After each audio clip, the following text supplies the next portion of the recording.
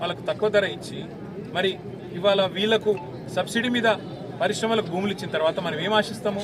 పరిశ్రమ నడవాలి, ఉపాధి దొరకాలి, మన పిల్లలకు ఉద్యోగాలు రావాలి, రాష్ట్ర ఆదాయం పెరగాలని కోరుకుంటాం. కానీ ముఖ్యమంత్రి రేవంత్ రెడ్డి గారు ఏమంటున్నారు? అట్లా కాదట. ఇప్పుడు కిటెక్స్ ఆయన ఒకవేళ దెబ్బనొచ్చి, కిటెక్స్ అంటే ఎగ్జాంపుల్ చెప్తున్నా, ఇదే అనేది మీరు హైదరాబాద్లో ఉండే పరిశ్రమ వాళ్ళు వచ్చి అన్న ఇగో మేము అపార్ట్మెంట్లు కట్టుకుంటాము, మాల్స్ కట్టుకుంటాము అంటే వాళ్లకు అడ్డికి పావు షేర్. రిజిస్ట్రేషన్ ధర 10,000 అయితే నువ్వు 3,000 కట్టు చాలు, నువ్వు కట్టుకోపోయేది కట్టుకో అని ఇలా రేవంత్ రెడ్డి గారు అంటున్నారు. నేను అంటున్నా, హైదరాబాద్ వరంగల్ లాంటి జాగాల్లో, వరంగల్ లాంటి నగరాల్లో ఇవాళ పార్కుకు జాగలేదు, పార్కింగ్కు జాగలేదు, బొందలగడ్డకు జాగలేదు, ఇల్లు కడదామంటే జాగలేదు, వీటి వేటికి జాగలు వద్దట. కానీ పారిశ్రామికవేత్తలు మాత్రం వాళ్ళు అడ్డికి పావు షేర్ కొనుక్కున్న, ఆనాడు తీసుకున్న భూములు, ప్రభుత్వం ఇచ్చిన భూములు వాళ్ళు ఇష్టం వచ్చినట్టు అమ్ముకుంటే మాత్రం రేవంత్ రెడ్డి గారు పచ్చజెండా ఊపుతా ఉన్నాడు. 9,300 ఎకరాల భూమి, దాదాపు 5 లక్షల కోట్ల విలువైన ఆస్తి. ఈ 5 లక్షల విలువైన కోట్ల ఆస్తిని ఇతర ప్రభుత్వాలు ఏం చేసినాయి? కేంద్రంలో ఉండే, మన దేశంలో ఉండే ఇతర రాష్ట్రాలు, బొంబాయిలో ఇట్లాగే మిల్స్కు ల్యాండ్ ఇచ్చినారు.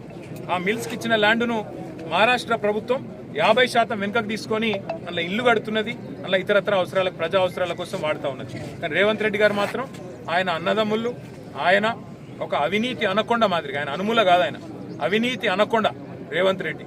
ఆ అవినీతి అనకొండ యొక్క విశ్వరూపం ఏంటంటే 5 లక్షల కోట్లు దొబ్బుకపోయేందుకు తెలంగాణ ప్రజల ఆస్తి ఇలా ఉద్దేశపూర్వకంగా పరిశ్రమలకు గత ప్రభుత్వాలు ఇచ్చిన భూములను ప్రైవేటు వ్యక్తులకు దారాదత్తం చేస్తూ, ప్రైవేటు వ్యక్తుల చేతుల్లో ఇవాళ మాల్స్ కట్టుకోవడానికి, అపార్ట్మెంట్లు కట్టుకోవడానికి, విశృంఖలంగా వేల కోట్ల రూపాయలు ఆయన అన్నదమ్ములు, ఆయన అనుయాయులు సంపాదించుకోవడానికి ఒక పచ్చజెండా ఇవాళ ఊపి HILTP పాలసీ పేరిట తీసుకొని వచ్చినాడు.